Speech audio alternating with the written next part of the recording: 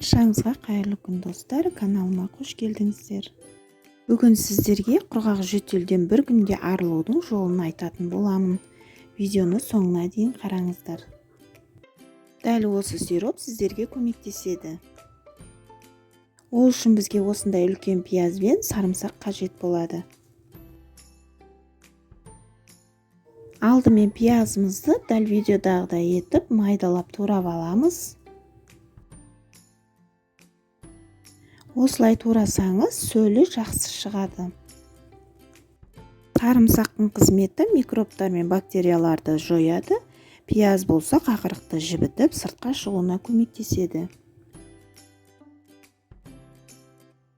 Одан соң сарымсақты да осылай майдалап турап алыңыздар. Қолданатын кезде дәрігермен кеңесу қажет. Егерде осыларға аллергияңыз болса, қолданбаған жөн.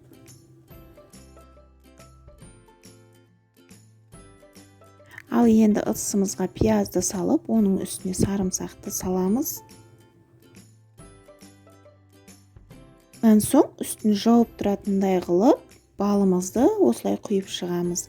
Міндетті түрде балымыз табиғи болу қажет. Пияздың қышқыл сөлі бөлінетін болғандықтан, бал салсаңыздар, дәмі қышқыл болмайды. Сондықтан біз бал құямыз.